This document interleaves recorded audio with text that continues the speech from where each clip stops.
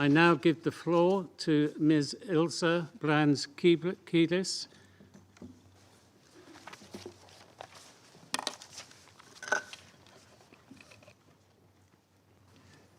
Mr. President, Excellencies, the humanitarian and human rights situation for Palestinian civilians across Gaza is catastrophic. According to figures verified by our office, close to 70% of those killed in Gaza by strikes, shelling, and other hostilities were children and women. The age group most represented in verified fatalities was children from 5 to 9 years old. According to the Ministry of Health of the State of Palestine, at least 43,000 people have been killed since the horrific attacks by Hamas and other armed Palestinian groups on Israel on the 7th of October last year. More than 100,000 people have been injured. These numbers are likely to be a serious understatement, as many of those killed and injured remain under the rubble. Nearly 1.9 million people have been displaced, many repeatedly, including pregnant women, people with disabilities, older people, and children. Israeli strikes on shelters and residential buildings continue to kill unconscionable numbers of civilians, women, men, young and old. Attacks on so-called safe zones prove that nowhere in Gaza is safe. Monitoring by our office indicates that this unprecedented level of killing and injury of civilians is a direct consequence of the party's choice of methods and means of warfare and their failure to comply with fundamental principles of international humanitarian law. The pattern of strikes indicate that the Israeli Defense Forces have systematically violated fundamental principles of international humanitarian law, distinction, proportionality, and precaution in attack. Palestinian armed groups have also conducted hostilities in ways that have likely contributed to harm to civilians. Israel's conduct of hostilities has destroyed Gaza's civilian infrastructure, including places that have protected status under international law, hospitals, schools, and vital services, including electricity, water, and sewage. This contributes directly to the famine risk being discussed today. Israel has killed hundreds of medical personnel, civilian police, journalists, and humanitarian aid workers, including more than 220 of our own United Nations staff. Thousands of Palestinians have been taken from Gaza to Israel, usually shackled and blindfolded to be held incommunicado. Meanwhile, there is constant and continued interference with the entry and distribution of humanitarian assistance, which has fallen to some of the lowest levels in a year. As the occupying power, Israel is obliged under international law to protect Palestinian civilians and to provide them with supplies essential to their survival. Yet, the cumulative impact of more than a year of destruction in Gaza has taken an enormous toll. Basic services for Palestinians in Gaza, the fabric of society, have been decimated. Conditions of life, particularly in northern Gaza, are increasingly not fit for survival. Mr. President, turning specifically to the situation in northern Gaza, the latest report from the respected and independent Integrated Food Security Phase Classification, the IPC, warns there is a strong likelihood that famine is imminent. This horrific possibility cannot be separated from the unrelenting attacks on the human rights of civilians there. Over the past 5 weeks, the Israeli military has conducted strikes that have led to massive civilian fatalities in northern Gaza, particularly impacting women, children, older people, the sick, and people with disabilities, many of whom are reportedly trapped by Israeli military restrictions and attacks on escape routes. The pattern and the frequency of these reported attacks suggest the systematic targeting of locations known or which should have been known as sheltering significant numbers of civilians, coupled with the continued use of weapons with wide area effects in populated areas. We have warned repeatedly that this has led to disproportionate civilian fatalities. The Israeli military has also conducted repeated attacks on the 3 major hospitals in the area, and on other vital infrastructure, while unlawfully restricting the entry and distribution of humanitarian assistance to northern Gaza. Already, OHCHR has documented how by April of this year, the severe restrictions imposed by Israel on the entry and distribution of goods and services necessary for the survival of the civilian population brought the risk of famine and starvation to Gaza. We again recall that the use of starvation of the civilian population as a method of warfare is strictly prohibited under international humanitarian law. Just recently, the High Commissioner for Human Rights presented a detailed analysis of violations between November 2023 and April 2024. The report's conclusions call for a reckoning with the serious allegations of violations of international law. The manner in which the Israeli military is conducting operations in northern Gaza suggests not only that Israel's actions are seeking to empty northern Gaza of Palestinians by displacing survivors to the south, but points to further grave risks of atrocities of the most serious nature. Palestinian armed groups must also comply with international humanitarian law, including refraining from deliberately co-locating military objectives with civilians and civilian infrastructure, and must take all feasible precautions to protect the civilian population under their control from the effects of attacks. But failure by Palestinian armed groups to comply with international humanitarian law does not remove or reduce the obligation of Israeli forces to comply. Mr. President, all states consistent with their obligations under international law must therefore assess arms sales or transfers and provisions of military, logistical, or financial support to a party to the conflict, with a view to ending such support if this risks serious violations of international law. As the High Commissioner has repeatedly said, the violence must stop immediately. The hostages and those arbitrarily detained must be released. We must rush humanitarian aid into Gaza by all routes and restore essential services immediately. And there must be accountability, due reckoning with respect to the allegations of serious violations of international law through credible and impartial judicial authorities. The risks are very real and very immediate. The IPC has called for action in days, not weeks. We call on this Council to take all steps within its powers under the Charter to influence the parties to end violations, facilitate impartial humanitarian access, and protect civilians. This horrific war must end. In line with the International Court of Justice's advisory opinion and General Assembly Resolution ES 10/24, Israel must end its continued presence in the occupied Palestinian territory as rapidly as possible, allowing the Palestinian people to exercise their right to self-determination. The only sustainable solution to this conflict is by forging a path that gives Palestinians and Israelis the chance to live side by side in peace, equality, and dignity. Thank you. Thank Ms. Kehris for her briefing. I now give the floor to Mr. Lane Paulson.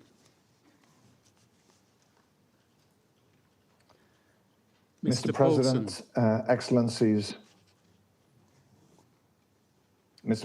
Excellencies, the food security situation in northern Gaza is dire, and the latest indications are deeply troubling.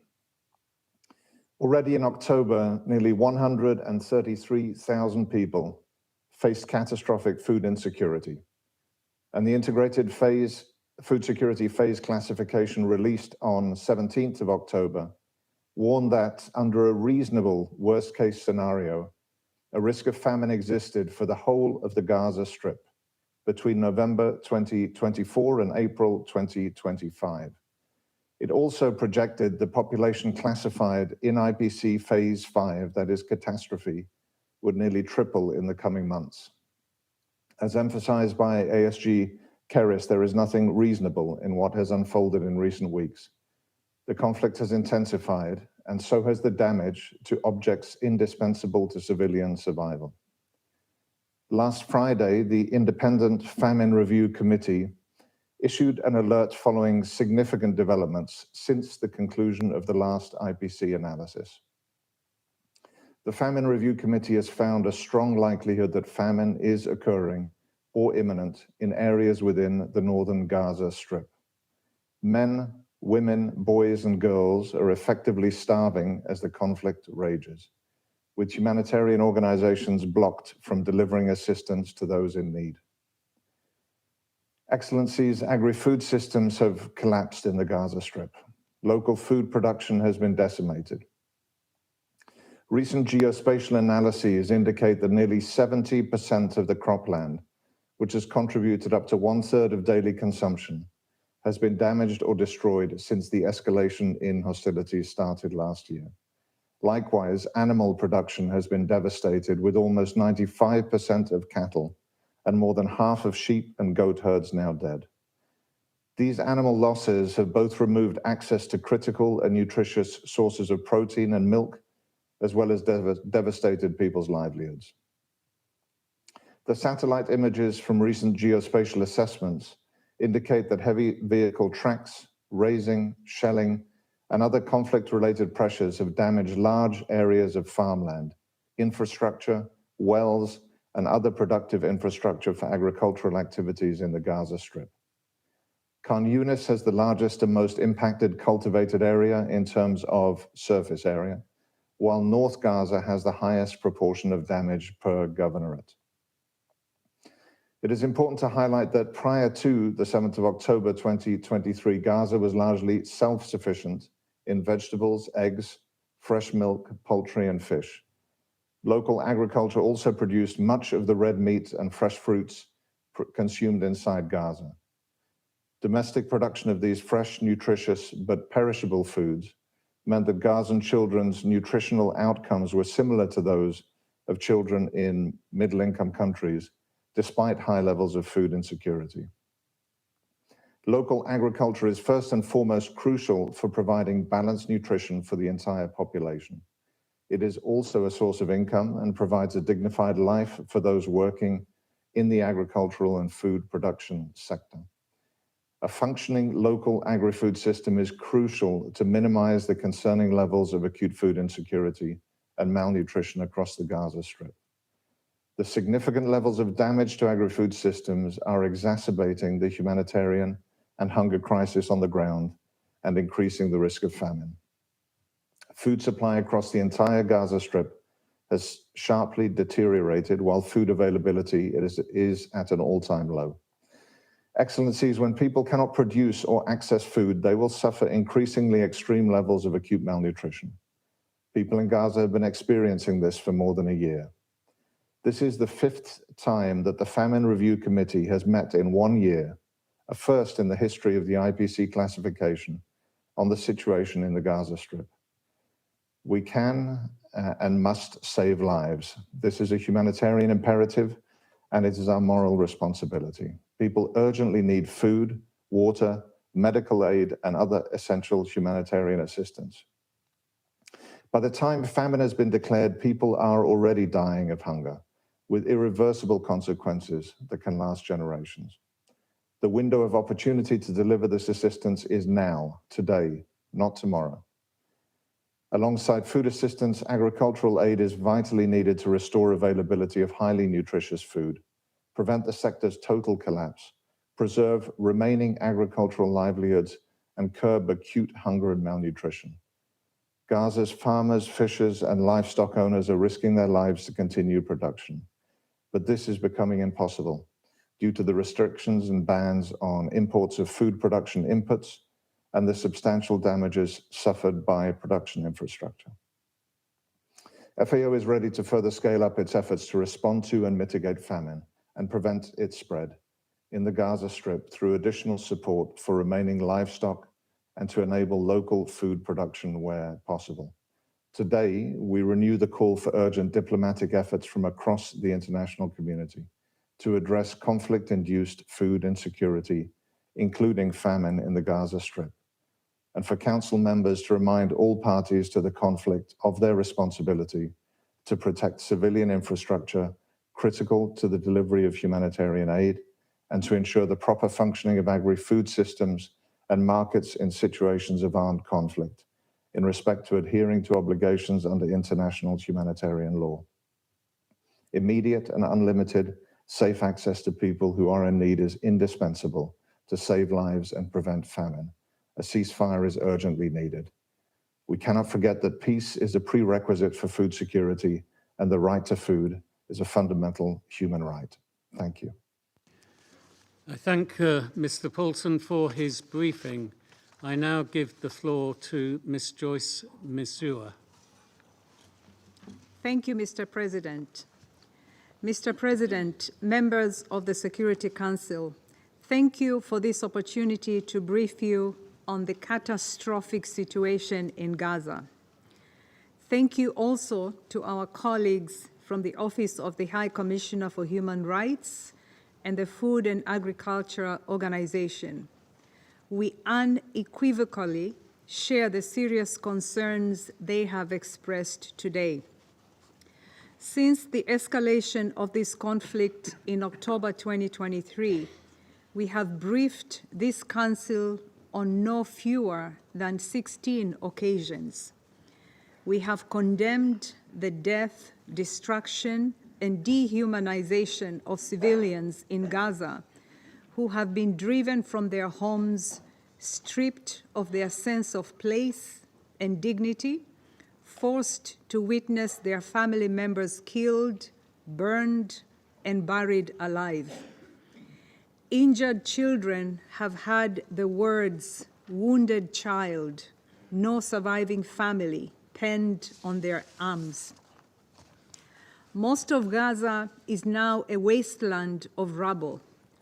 What distinction was made and what precautions were taken if more than 70% of civilian housing is either damaged or destroyed?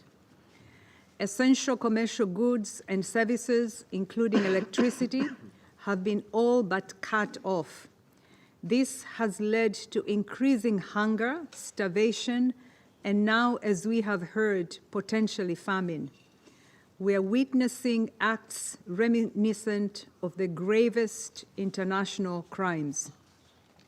Mr. President, the latest offensive that Israel started in North Gaza last month is an intensified, extreme, and accelerated version of the horrors of the past year.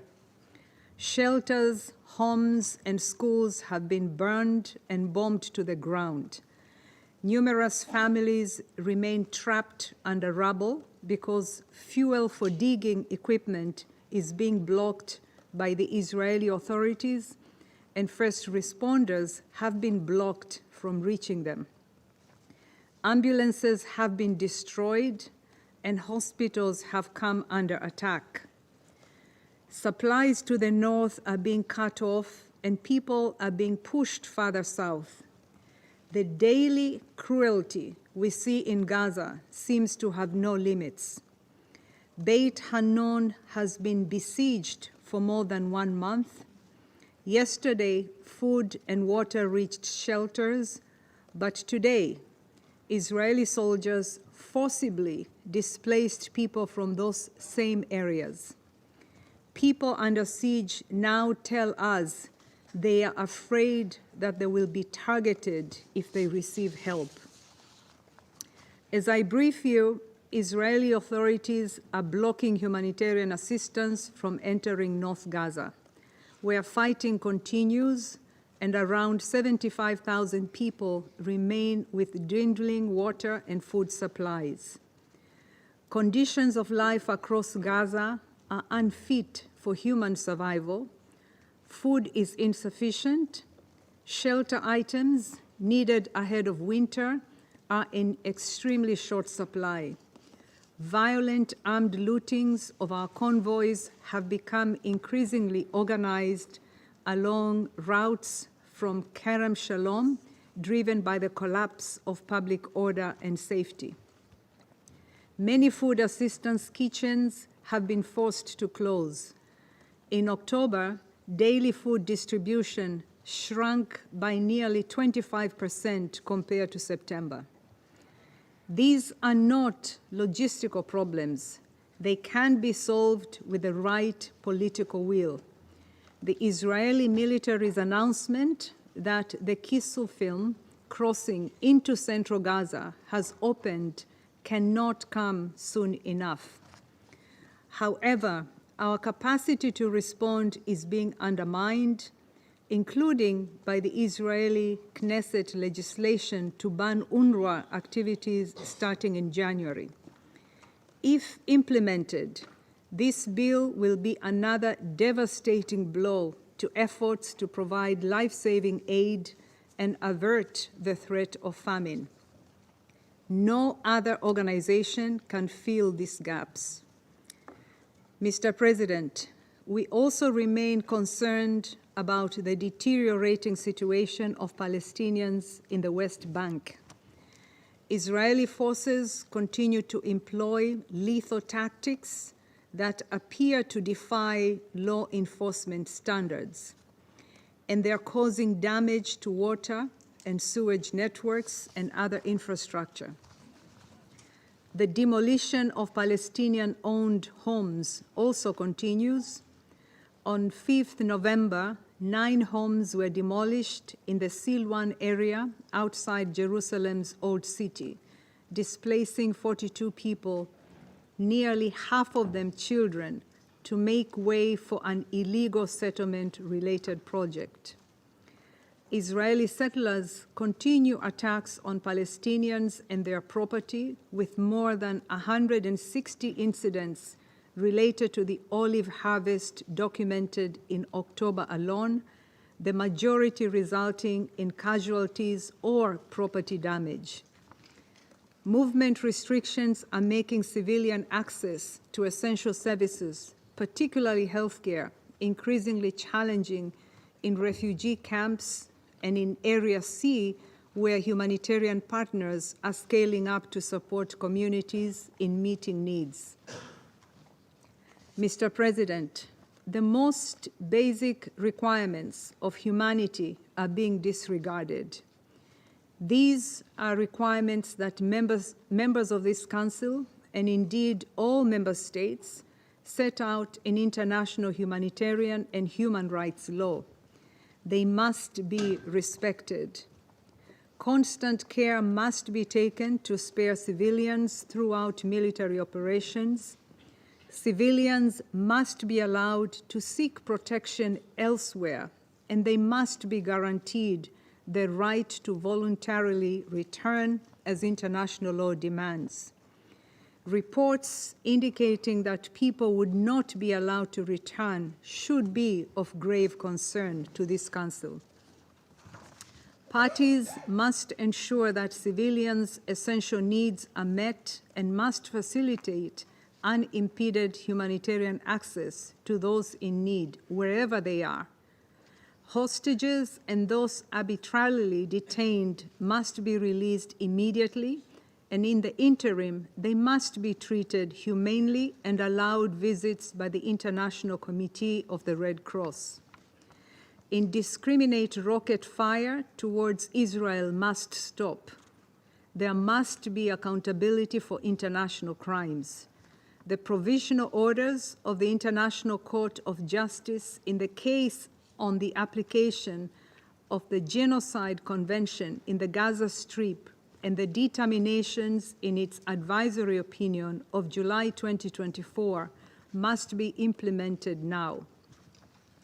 Mr. President, now is the time for member states to use their leverage to prevent and stop violations of international humanitarian law through diplomatic and economic pressure, responsible arms transfer, and combating impunity. Now is the time for the Security Council to use its powers under the UN Charter to ensure compliance with international law and full implementation of its resolutions. Thank you. I thank Ms. Msua for her briefing.